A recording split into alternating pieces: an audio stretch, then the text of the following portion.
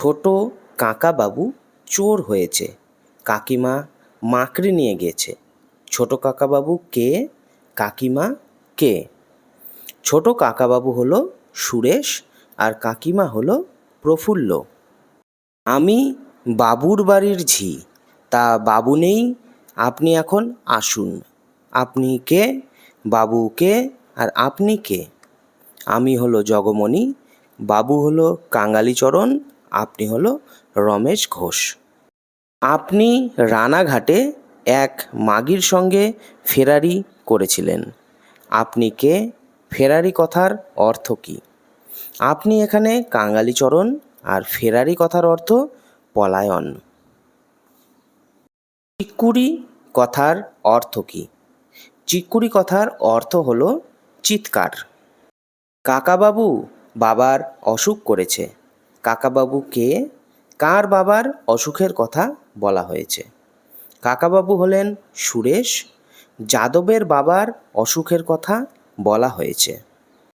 মেজ দাদা মেজ বৌদিদির মাকড়ি লইয়া অনুদা পোদ্দারের দোকানে 10 টাকায় বাঁধা দিয়েছি। মেজ দাদা কে, মেজ বৌদি কে? মেজ দাদা রমেশচন্দ্র ঘোষ, মেজ বৌদি প্রফুল্ল। বিষয়ে বেচে তো না দিলে নয়, কার কেন বিষয় বেচবার ইচ্ছা হয়েছে? যোগেশের বিষয় বেচবার ইচ্ছা হয়েছে কারণ ব্যাপারীরা দেনা প্রায় 1.5 লাখ টাকা। সে কি সুরেশ চুরি করেছে? সে পোদ্দার বেটার দম। দম কথার অর্থ কি? বক্তা কে? দম কথার অর্থ ধাপ্পা বা প্রতারণা, আর বক্তা হলো রমেশবাবু। দাদা ডাক্তার এনেছি। দাদা কে, ডাক্তার কে? দাদা যোগেশচন্দ্র ঘোষ, আর ডাক্তার এখানে কাঙালিচরণ। ব্যাপারীরা থামবে? বক্তা কে? ব্যাপারীদের কিভাবে থামানো সম্ভব? বক্তা হলেন যোগেশচন্দ্র ঘোষ। কৌশল করে ব্যাপারীদের থামাতে হবে। তার সহায়তার রমেশ যোগেশকে দিয়ে মর্টগেজ রেজিস্ট্রি করে দিতে চেয়েছেন। উমাসুন্দরী ও জ্ঞানদার সহায়তায় রমেশ যোগেশকে দিয়ে মর্টগেজ রেজিস্ট্রি করে নিতে চেয়েছিল। বড় বউ খুব কোমর বেঁধে এসে দাঁড়িয়েছে। বক্তা কে, বড় বউ কে? বক্তা যোগেশচন্দ্র, আর বড় বউ জ্ঞানদা। বিদ্যাধরী বিদ্যাধরী দোর খোলো। বিদ্যাধরী কে, আর বক্তা কে? বিদ্যাধরী হলো জগমণি, বক্তা সুরেশচন্দ্র। কে বাবা তোমার এ মহাজন বাবা? বক্তা কে? মহাজন বলতে কাকে বোঝানো হয়েছে?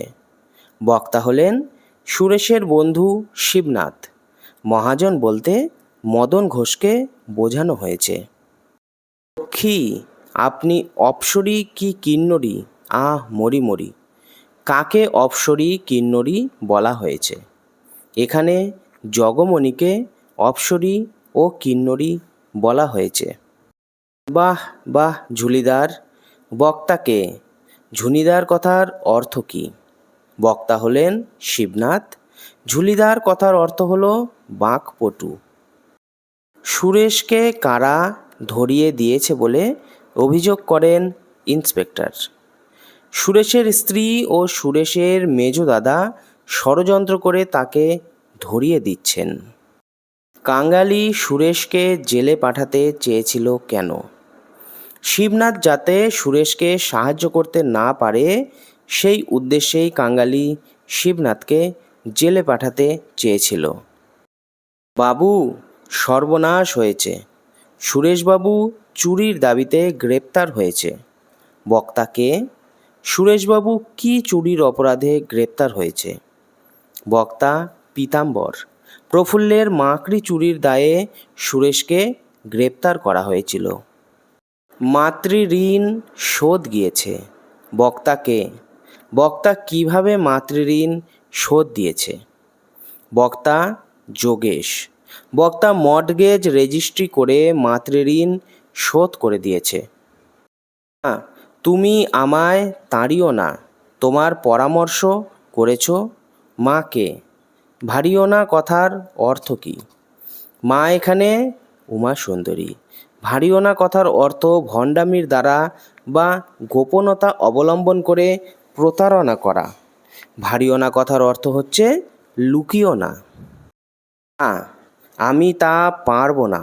বক্তাকে। বক্তা কি পারবে না? বক্তা প্রফুল্ল। রমেশ প্রফুল্লকে সুরেশের বিরুদ্ধে মিথ্যা সাক্ষ্য দিতে বললে প্রফুল্ল তাতে অসম্মতি জানিয়েছে। জগা, তোর যেমন বিদ্যে, পাগলার কাছে এসেছিস সাক্ষী করতে। জগাকে? পাগলাকে। তাকে কিসের সাক্ষী করতে এসেছে? জগা হলো জগমণি, কাঙালিচরণের স্ত্রী। পাগলা এখানে মদন ঘোষ, তাকে সুরেশের মিথ্যা মামলার সাক্ষী করতে এসেছিল। তোমরা কি রমেশ ভায়ার ইষ্টি দেবতা? বক্তাকে। তোমরা কারা? বক্তা যোগেশ। তোমরা এখানে কাঙালি ও জগমণি। আর যদি ভদ্র আনার জারি করো? ভদ্র আনার জারি করো কথার অর্থ কী? ভদ্র আনার জারি করো কথার অর্থ ভদ্রলোকের চালে চলা।